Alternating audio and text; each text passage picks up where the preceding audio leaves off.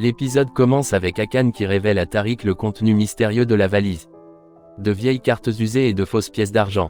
Il allume ensuite une bougie sur un petit gâteau et invite Tariq à faire un vœu en l'éteignant. Après que Tariq s'est exécuté, Hakan lui souhaite la bienvenue dans leur équipe. Ensemble, ils mangent le gâteau, scellant cette étrange alliance avec un sourire complice. Le soir venu, Ferit arrive au restaurant où travaille Nazli, un bouquet de fleurs à la main. Nazli, rayonnant, les accepte avec un sourire, trouvant les fleurs jolies. Ferit lui dit qu'il doit être romantique puisqu'ils sont de jeunes mariés. Nazli lui répond avec humour que c'est effectivement ce que font les couples normaux avant de rentrer avec ses fleurs. Manami observe la scène avec émotion et félicite discrètement Ferit d'avoir eu cette belle attention. Elle lui fait un geste d'approbation qui en dit long. À la maison, Fatos passe du temps avec son mannequin, lui remettant la tête tout en monologuant sur sa récente rupture avec Engin et ses tensions avec Arsuman. Soudain, on frappe à la porte. Elle va ouvrir et découvre Tariq sur le pas de la porte. Surprise, elle l'invite à entrer. Elle lui propose de lui préparer quelque chose à boire et se rend à la cuisine. Pendant ce temps, Tariq tombe nez à nez avec le mannequin et sursaute, terrifié par sa présence silencieuse et étrange. De son côté, Ferit a organisé une petite soirée romantique avec Nazli, une séance de cinéma. Elle tente de le faire frissonner avec une histoire effrayante, mais Ferit reste imperturbable. Amusé, Nazli lui dit qu'il devrait consulter un médecin car ce n'est pas normal de ne rien ressentir face à ce genre de récit. Chez Fatos, Tariq n'arrête pas de jeter des coups d'œil anxieux au mannequin, visiblement mal à l'aise. Fatos revient enfin avec 2 tasses de thé. Ils entament une discussion légère sur les animaux. Elle lui confie qu'elle aimerait avoir un animal de compagnie à la maison et lui demande s'il préfère les chats ou les chiens. Contre toute attente, Tariq répond qu'il préfère les poules. Étonnée, elle le laisse s'expliquer. Il lui confie son rêve, avoir une petite maison avec un jardin, un poulailler, des poules et un coq. Touché, Fatos lui dit que c'est un très beau rêve et le remercie avec un sourire sincère. À ce moment-là, Engin appelle Fatos. Il lui dit qu'il souhaite rendre visite à Denise et lui demande de l'accompagner. Elle accepte, informe qu'elle est avec Tariq et précise qu'ils iront ensemble le rejoindre, puis qu'elle laissera Tariq avec Manami au restaurant. Après l'appel, elle avoue à Tariq qu'elle ne sait pas comment se comporter devant Engin. Il lui conseille simplement de rester elle-même en tant qu'amie. Elle part se changer dans sa chambre. Tariq rumine intérieurement, agacé par les prétextes qu'Engin utilise pour revoir Fatos. De retour au cinéma, Nazli grignote des chips, mais Ferit lui suggère d'arrêter car ce n'est pas très sain. Elle lui rétorque qu'il n'aime rien de ce qu'elle aime et souligne qu'ils n'ont rien en commun. Ferit lui rappelle alors qu'ils partagent au moins une chose, leur amour pour les films d'horreur. Elle plaisante, remerciant le ciel qu'ils aient au moins ça en commun. Pendant ce temps, Engin, Fatos, Tariq et Manami rendent visite à Denise. L'ambiance est calme et un peu tendue. Fatos commente qu'elle est seule à la maison depuis le départ d'Arsuman, ce qui ne laisse personne indifférent. Arsuman évoque sa séparation avec Engin, mentionnant qu'elle ne porte enfin plus son alliance. Engin réagit immédiatement et lui demande pourquoi elle a utilisé le mot « enfin ». Était-ce qu'elle attendait? Embarrassée, Arsuman s'excuse et assure que ce n'était pas ce qu'elle voulait dire. Pour détendre l'atmosphère, Fatos annonce qu'Engin et elle ne sont désormais que des amis. Tariq, assis à côté, n'arrête pas de la fixer. Denise le remarque et lui demande s'il va bien. Tariq répond vaguement qu'il va bien, puis lance un commentaire sur le trafic. Manami partage son avis. Il la remercie d'être là, ce qui semble toucher la jeune femme. Fatos demande à Arsuman si elle ne leur offrirait pas quelque chose à boire ou à grignoter. Arsuman plaisante en disant qu'il ne reste que 3 doigts de banane. Denise se lève pour aller leur préparer un cocktail, mais Fatos l'arrête net, lui rappelant qu'il est malade.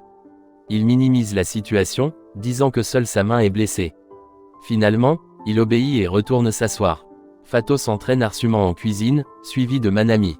Une fois là, Fatos glisse un petit conseil à Manami, elle doit faire plus d'efforts car Tariq est un garçon très timide. Intrigué, Arsuman leur demande de quoi elle parle, mais Fatos esquive rapidement. De retour au cinéma, le film d'horreur bat son plein. Nazli, terrifiée, se cache le visage dans ses mains. Ferit en profite pour la fixer, ce qui ne passe pas inaperçu. Elle lui demande pourquoi il la regarde, particulièrement ses lèvres. Avant qu'il ne réponde, un spectateur agacé leur demande de se taire et de se concentrer sur le film. Ferit lui glisse alors que la scène effrayante est déjà passée et encourage Nazli à regarder l'écran. Elle s'exécute et pousse un cri strident dès la scène suivante. Chez Denis, Fatos, Manami et Arsuman terminent la préparation du cocktail et vont le servir aux garçons. Phatos s'approche d'Engin et lui tend un verre qu'il accepte en la remerciant en l'appelant « mon ami ». Un mot qui pique un peu. Arsuman sert Denise avec un petit sourire tandis que Manami apporte un verre. Curieux, elle lui demande s'il a une petite amie. Surpris, il répond que non. Engin commente que la vie de célibataire est la meilleure. Mais Denis, fidèle à lui-même, réplique que les gens se marient quand ils sont heureux ensemble. Tariq appuie son avis en disant que le mariage est une belle chose. Manami se range de son côté, prenant pour exemple Nazli et Ferit, ce qui gêne un peu Denis. Pendant ce temps, à la maison, Nazli boit du thé en se moquant d'elle-même. Elle n'arrive pas à croire qu'elle a eu peur de simples zombies. Puis, à voix haute, elle se rassure. Elle n'a pas peur des zombies. Mais soudain, les lumières se mettent à clignoter. Pensant à une blague de Ferit, elle l'interpelle, lui demandant d'arrêter ce jeu d'enfant, mais il ne répond pas. Le robinet se met à couler tout seul. Prise de panique, elle crie encore le nom de Ferit. Un ballon descend lentement des escaliers. Terrifiée, elle s'enfuit en hurlant dans le jardin. Ferit arrive précipitamment et lui demande ce qui se passe. Elle lui parle des lumières et du ballon. Il lui répond que c'est sûrement à cause de l'orage et en plaisante en disant qu'elle a vraiment été marquée par le film d'hier. Il retourne calmement dans sa chambre, mais Nazli le suit en courant. Plus tard, Engin raccompagne Phatos chez elle. Elle le confronte, lui demandant s'il est fâché contre elle car ça se voyait chez Denis. Il lui répond qu'il n'est pas un robot et qu'il ne peut pas digérer les choses aussi vite. Avant de quitter la voiture, elle lui confie que Nazli avait promis de venir passer du temps avec elle à la maison, mais qu'elle n'est jamais venue. Ils se rendent alors compte qu'ils savent tous les deux que le mariage entre Nazli et Ferit est un arrangement, une mascarade pour obtenir la garde de Bulu. Chez Denis, Arsuman découvre que ce dernier s'est endormi avec ses écouteurs aux oreilles. Elle les lui enlève doucement, éteint la lumière et sort de sa chambre. Pendant ce temps, Nazli ne trouve pas le sommeil. Elle pense encore aux zombies et tente de se rassurer en laissant la lumière allumée, mais ça ne fonctionne pas. Finalement, elle va jusqu'à la chambre de Ferit. Il lui ouvre, surpris. Elle lui dit qu'elle a pensé qu'il devait souffrir à dormir sur un lit aussi petit et qu'il pouvait venir dormir dans son lit. Il lui demande si c'est une invitation. Elle lui répond que non, qu'elle fait juste ça par pitié pour son dos. Ferit accepte et tous deux se retrouvent dans la chambre de Nazli. Avant de s'endormir, elle le prévient de ne pas se lever pendant qu'elle dort. Le lendemain matin, Arsuman prépare le petit déjeuner et s'installe à table avec Denis. Elle prend son courage à deux mains et lui demande s'il veut qu'elle parte. Elle peut trouver un autre endroit. Elle ne veut pas rentrer chez elle pour l'instant et il lui répond qu'elle peut rester. Il lui demande ce qu'elle compte faire de sa journée. Elle répond qu'une petite balade lui ferait du bien. Mais Denise doit se rendre à l'entreprise après 2 jours d'absence. À l'entreprise justement, Engin arrive au moment où Denise parle au téléphone avec Phatos à propos du mariage fictif de Ferit et Nazli monté de toutes pièces pour obtenir la garde de Bulu. Denis, choqué et déçu, les écoute depuis le couloir sans dire un mot. Il s'éloigne lentement, visiblement blessé par cette révélation. Pendant ce temps, Ferit accompagne Nazli à la poissonnerie. Il profite de l'occasion pour demander à Nazli l'adresse du jeune employé qui avait enfermé Nazli dans la chambre froide. De l'autre côté, ce même garçon est avec 2 hommes, affirmant qu'il a dû quitter son emploi à cause d'elle, puisqu'elle est la véritable responsable de l'incident. Il la menace en disant que s'il n'a pas ce qu'il veut, il racontera à tout le monde ce qu'elle a fait. Paniqué, Demet ouvre son sac pour lui remettre de l'argent. Au même moment, Ferit et Nazli arrivent chez le garçon. Sa mère les accueille et leur dit qu'il est dans le jardin. Dès qu'il les aperçoit, le jeune homme s'enfuit.